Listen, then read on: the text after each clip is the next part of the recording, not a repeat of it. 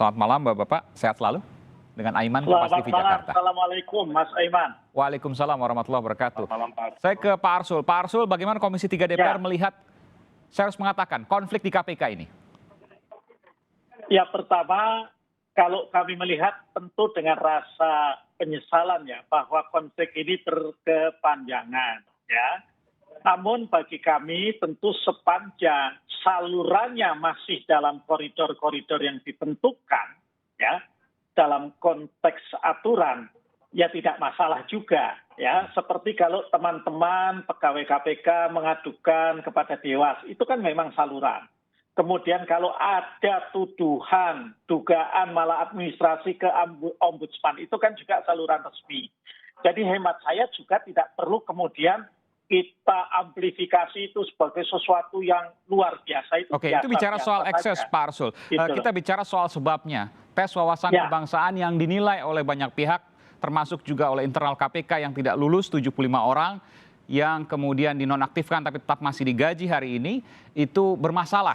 Ada pertanyaan-pertanyaan pribadi yang tidak perlu, seperti pacaran, seperti hal yang sangat pribadi, misalnya doa kunut, dan lain sebagainya. Anda sebagai Komisi 3, DPR, saya jarang mendengar komentar terkait ini. Saya mendengar sekarang bagaimana Komisi 3 DPR menilai dari sebab awalnya di tes wawasan kebangsaan. Pertama Mas Aiman, kalau Tertawa. kita mau bicara dari sebab awal, Ya. mulainya bukan dari TWK dulu. Oke. Ya, mulainya dari komitmen pembentuk undang-undang DPR dan pemerintah. Ya, ketika menyepakati bahwa yang dilakukan itu sebetulnya adalah kalau dalam istilah yang populer adalah alih status, bukan seleksi ulang. Ya. Bahwa dalam proses alih status ada yang harus dilalui itu tidak masalah. Ya.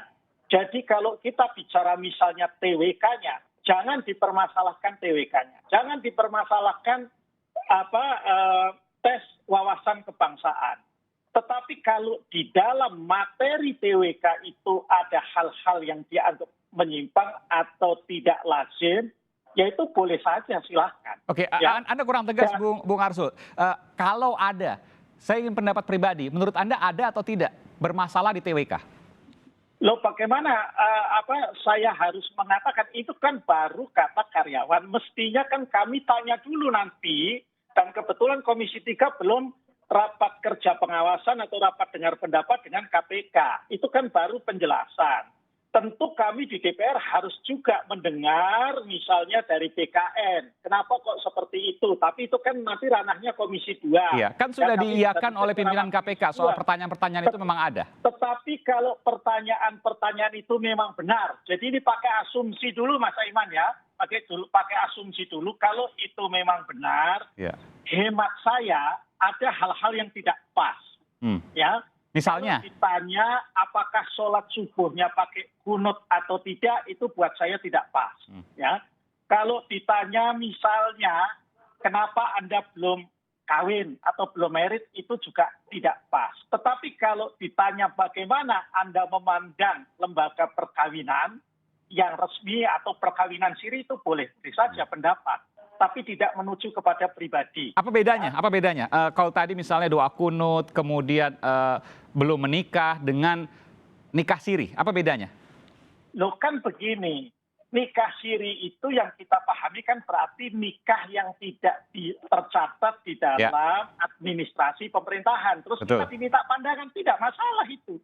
Saya kan dulu juga waktu mau jadi advokat, itu kan mengalami litsus juga.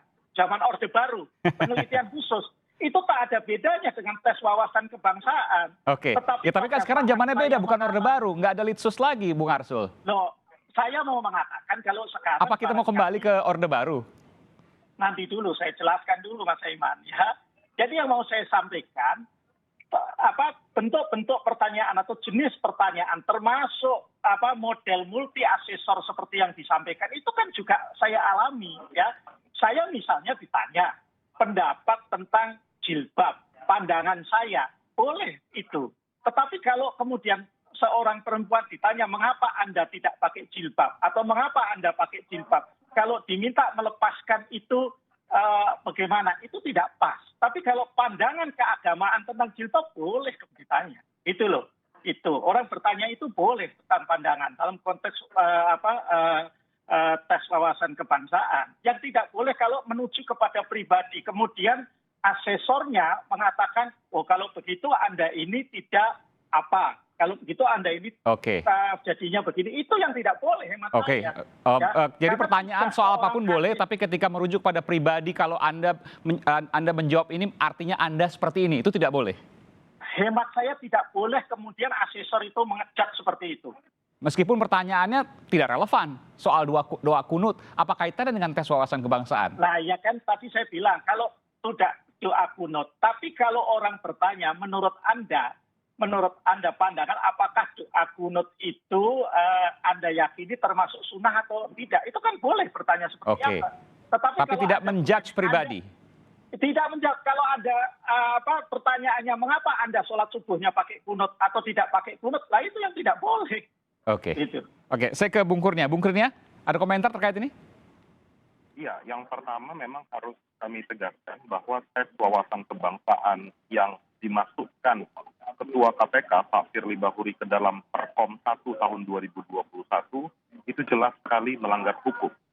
Kenapa? Karena dalam Undang-Undang Nomor 19 tahun 2019 yang disebutkan hanya alih status. Selain itu, turunan dari Undang-Undang KPK baru, Peraturan Pemerintah Nomor 41 tahun 2020 juga tidak ada ditemukan tes wawasan kebangsaan tersebut. Terlebih ditambah dengan putusan Mahkamah Konstitusi yang dirujuk oleh Presiden Joko Widodo. Bukankah kemudian ketika peralihan status pegawai dari non-ASN ke ASN harus ada tes, Bung Kurnia? Iya, pertimbangan putusan Mahkamah Konstitusi, alih status tidak boleh merugikan pegawai KPK. Tapi kan bukan berarti tidak boleh ada tes. Tentu kita harus melihat historis kepegawaian KPK.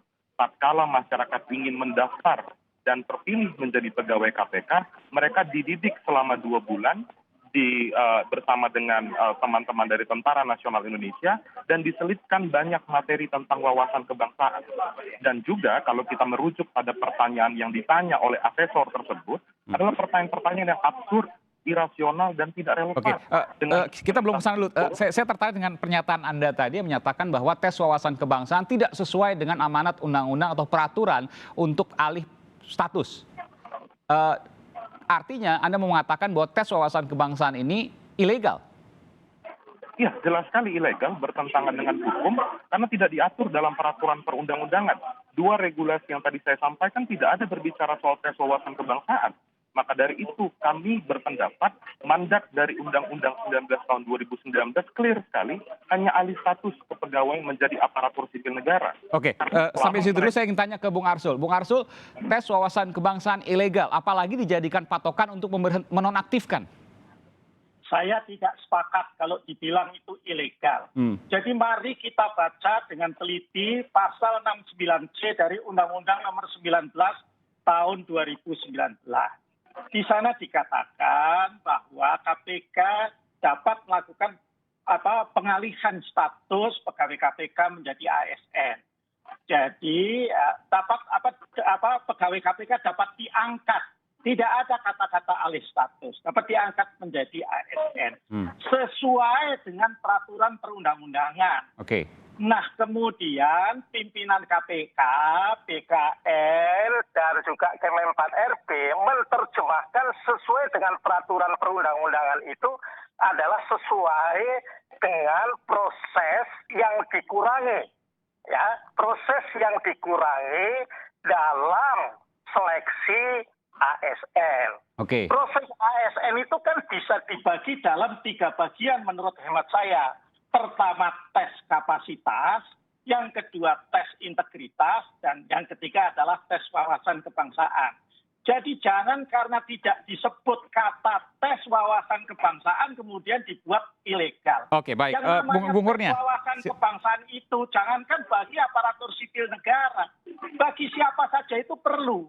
Baik. Saya berikan kesempatan pada Bung Kurnia. Silakan Bung Kurnia. Ya, ada 2 hal ya yang penting untuk disebutkan lebih lanjut. Di mana ada kata-kata seleksi dalam Undang-Undang KPK baru.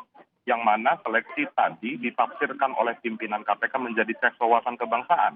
Itu tidak ada diatur dalam undang-undang KPK baru. Maksudnya tidak ada kata seleksi sama sekali dalam undang-undang itu? Tidak ada. Yang tadi Pak Arsul sampaikan pengangkatan alih status. Alih status itu disebutkan dalam putusan Mahkamah Konstitusi.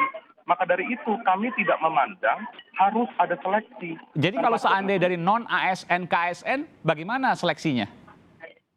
Karena mereka jika menjadi pegawai KPK sudah melakukan serangkaian tes yang termasuk di dalamnya adalah isu-isu terkait dengan wawasan kebangsaan.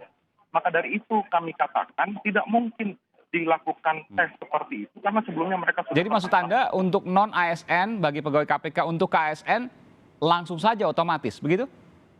Itu yang tertera dalam Undang-Undang 19 tahun 2019. Oke, kita nanti akan bahas soal ini selepas jeda. Saya akan ke Bung Arsul Sani. Apa tanggapan dari Bung Arsul dan juga dari Bung Kurnia? Sesaat lagi saudara, tetap bersama kami di Sapa Indonesia Malam. Saya sedikit tadi menyinggung soal apa yang menjadi dasar TWK, tes wawasan kebangsaan. Termasuk juga saya bicara soal Nurani yang kemudian ketika ada diskusi untuk membahas tentang penonaktifan 75 pegawai KPK termasuk penyidik dan juga penyelidik, lalu kemudian dibahas oleh mantan pimpinan KPK, lalu ada teror yang kemudian terjadi, entah itu teror dari hack di handphonenya sampai kemudian video porno misalnya, lalu kemudian juga ada pesanan-pesanan makanan online yang misterius, di telepon luar biasa, banyaknya. Saya yang bicara, nanti kita akan bicara dua ini, tapi yang pertama dulu saya tadi sebelum jeda ingin membahas soal dasar hukum dari tes wawasan kebangsaan. Bung Arsul, tidak ada istilah seleksi, jadi harusnya ASN dari non-ASN sebelumnya otomatis, karena sebelumnya sudah pernah diseleksi. Ya, jadi seperti ini Mas Aiman. Ini saya bacakan supaya clear ya. Pasal 69 huruf C. Pegawai Komisi Pemberantasan Korupsi yang belum berstatus sebagai pegawai aparatur sipil negara dalam jangka waktu paling lama 2 tahun, terhitung sejak undang-undang ini mulai berlaku, dapat diangkat menjadi pegawai aparatur sipil negara sesuai dengan ketentuan peraturan perundang-undangan. Nah, ini yang kemudian diterjemahkan oleh teman-teman pimpinan KPK, kemudian juga BKN, dan mungkin juga Kemenpan RB, bahwa tentu ada proses yang harus dijalankan. Nah, tetapi prosesnya itu karena tidak diatur secara detail di dalam Undang-Undang 19/2019, ya, maka kemudian itu diambil dalam bentuk perlunya ada tes wawasan kebangsaan.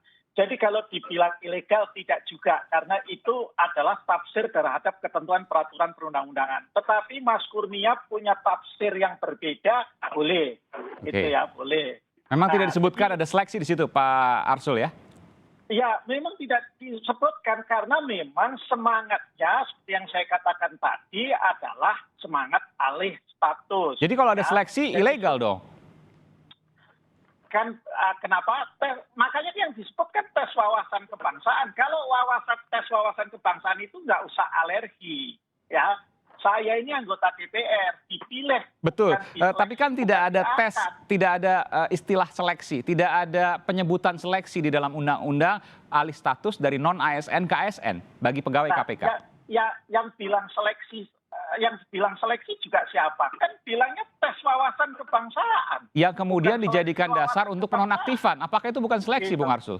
Nah, itulah yang hemat saya mestinya adalah begitu TMS, maka yang dilakukan oleh pimpinan KPK adalah memberikan kesempatan persis seperti yang disampaikan Presiden Jokowi. Nah, yang disampaikan Presiden itulah yang menjadi komitmen pembentuk undang-undang waktu kami membuat undang-undang. Jadi tidak ada kata seleksi di dalam undang-undang. Lalu kemudian menurut Pak Arsul, ya nggak ada masalah ketika tes wawasan kebangsaan meskipun tidak ada kata seleksi. Tapi jangan dijadikan sebagai tolok ukur untuk cut atau tidak begitu ya?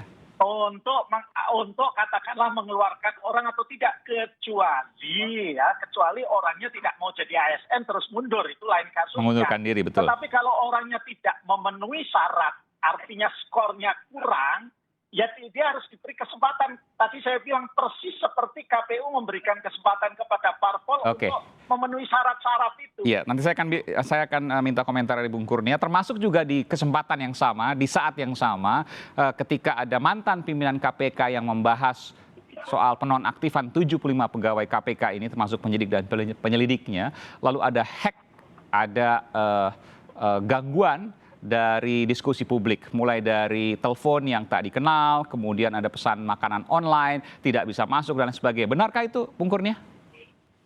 Ya, benar sekali Mas Aiman. Sebenarnya itu bukan kali pertama ya.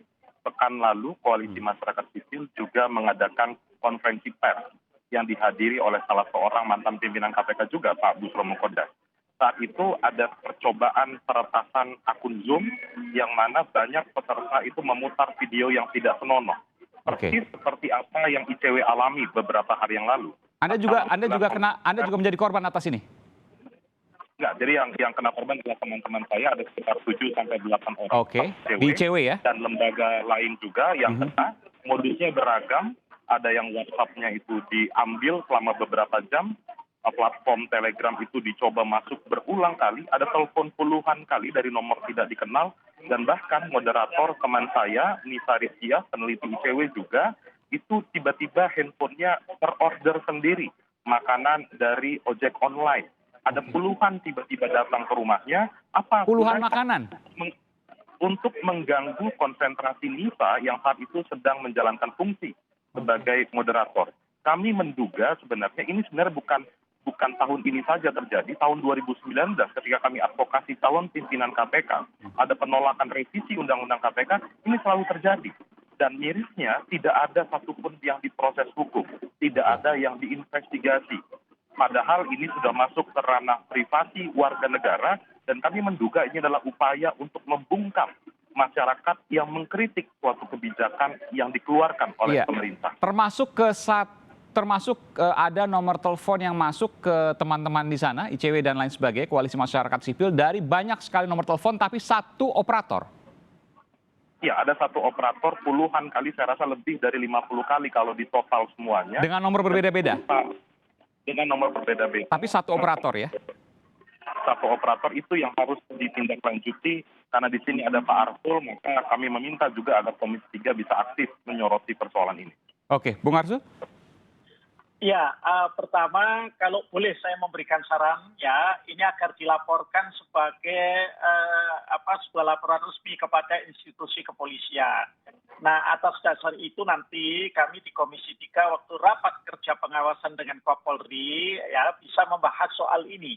Bahwa siapapun termasuk teman-teman warga negara yang berbeda dengan pemerintah itu tetap keamanan dan privasinya harus terjamin.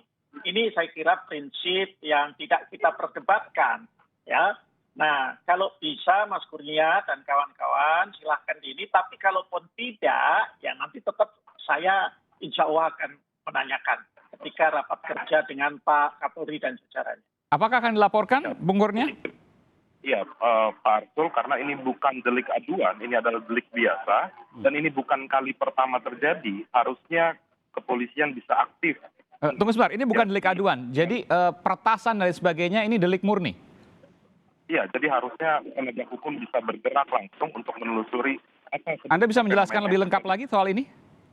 Karena kami anggap ini ada polanya, Mas Aiman. Ketika ada upaya pelemahan KPK, maka di sana pasti ada upaya peretasan dan ada upaya penggalangan opini oleh para pendengung atau buzzer di media sosial yang selalu menggembar-gemborkan berita hoax terkait dengan KPK.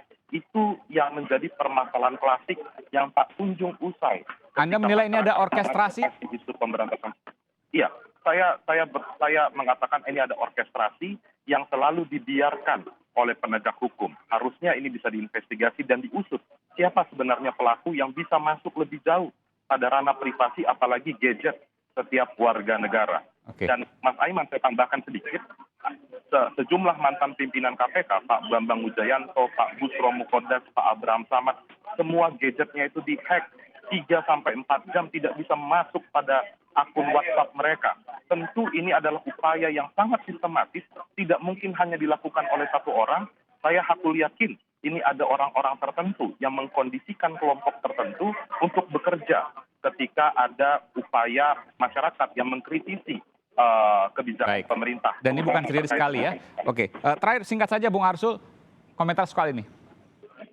Ya, ya, meskipun ini delik biasa, bukan delik aduan, tetapi kan kalau kita meminta agar polisi melakukan katakanlah penyelidikan, kan perlu juga polisi diberi informasi. Dan itu tidak ada salahnya, tidak ada ruginya juga untuk dilaporkan secara resmi, agar kemudian kalau sudah dilaporkan resmi, maka kalau polisi tidak menindaklanjutinya kan justru polisi Oke, baik. akan mudah untuk kemudian dipersoalkan. Saran dari Bung Arsul Sani, anggota DPR RI, dan juga ada testimoni pernyataan dari Bung Kurnia Ramadana, peneliti Indonesia Corruption Watch. Terima kasih Bapak-Bapak, salam sehat Terima kasih. selalu. Terima kasih Mas Aiman. Terima kasih, selamat malam.